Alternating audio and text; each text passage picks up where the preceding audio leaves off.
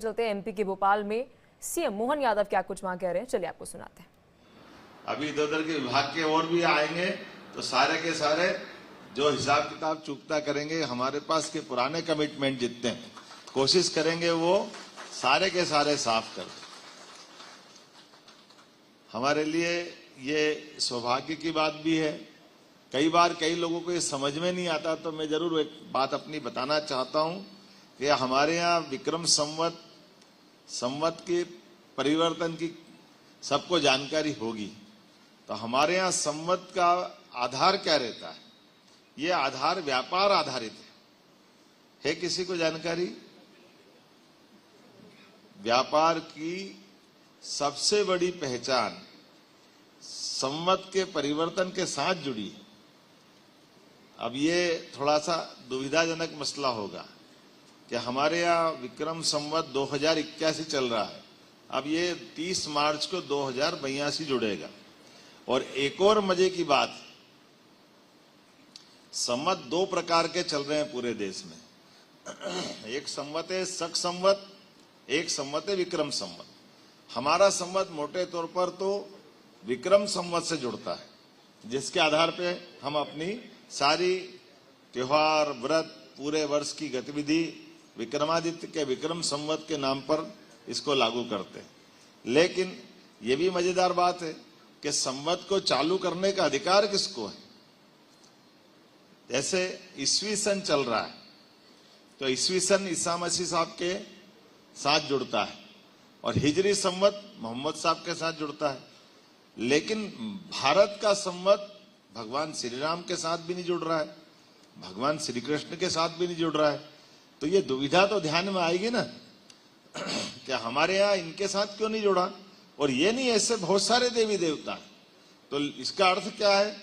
इसका अर्थ है हमारे यहाँ ये जो सामर्थ्यवान होकर के जीने की जो परंपरा है, इस परंपरा से समूचे जीवन की व्यवस्थाओं को जोड़ के देखा है। ये थोड़ा सा अटपटा लगेगा, लेकिन जो संवत चलाना चाहता है उसके पास इतना धन होना चाहिए कि उसकी सारी भूभाग के परिक्षेत्र में किसी पे एक पैसे का कर्जा नहीं होना चाहिए। बात समझ में आ गई? जिसके पास इतना धन हो कि वो अपनी सारी प्रजा का कोई भी कर्ज बाकी नहीं होना चाहिए, वो अपने सामर्थ्य से चुकाने का दम चाहिए। तो जब विक्रमादित्य ने शकों को परास्त करते हुए शक संवत या उस समय के शकों को हरा करके अपने देशभक्ति का ज्वार पैदा किया, सुशासन की स्थापना करी, एक एक करके सारे अच्छे लोगों को इकट्ठा करते हुए शासन के सारे सूत्र लिए, जिसमें विक्रमादित्य के नवरत्न आज हम सब जानते हैं। जैसे महाकवि कालिदास, इनको कश्मीर से बुलाया। बेताल बहुत विद्वान आदमी है, कभी उसकी कहानी बाद में सुनाऊंगा।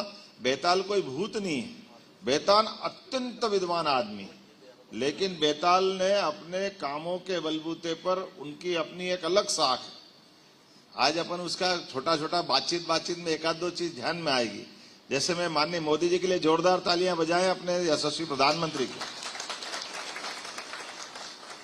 मोदी जी ने किसके कारण किया मुझे नहीं मालूम, लेकिन आज हमको एक बात ध्यान में आएगी कि अजीत डाभोल का नाम सबने सुना होगा, सुना है ना?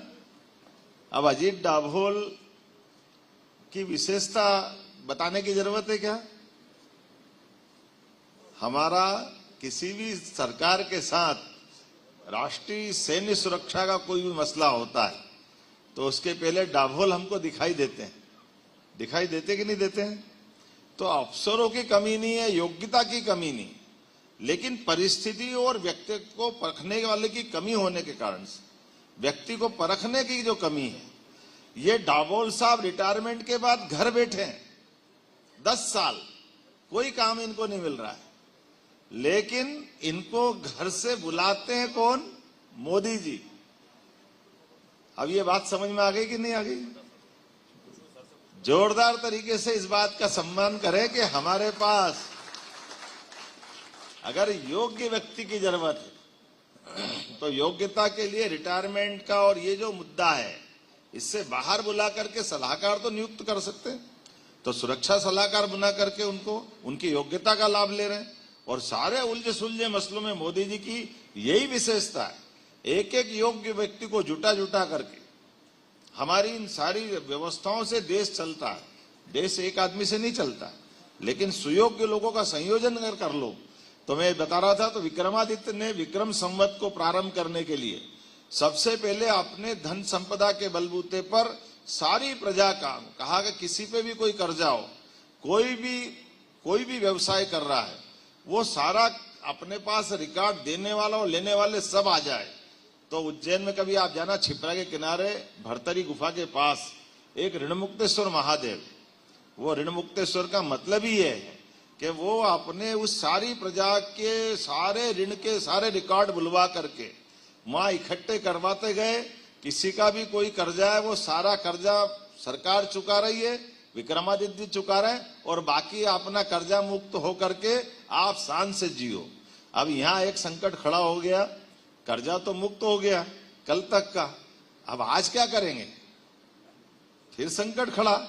तो ये अपने संवत चलाने वाले की और विशेषता है कि वो इतना धन रखते हैं कि अभी तक का तो पूरा कर दिया, लेकिन उतना ही धन और ले जाओ कि फिर किसी से कर्जा लेने की जरूरत नहीं है। ये भारत की ताकत है, ये संवत चलाने वालों का दम है। फिलहाल के इस न्यूज बुलेटिन में इतना ही, लेकिन देश और दुनिया की खबरों से अपडेटेड रहने के लिए लॉग ऑन कीजिए www.theindiadaily.com पर।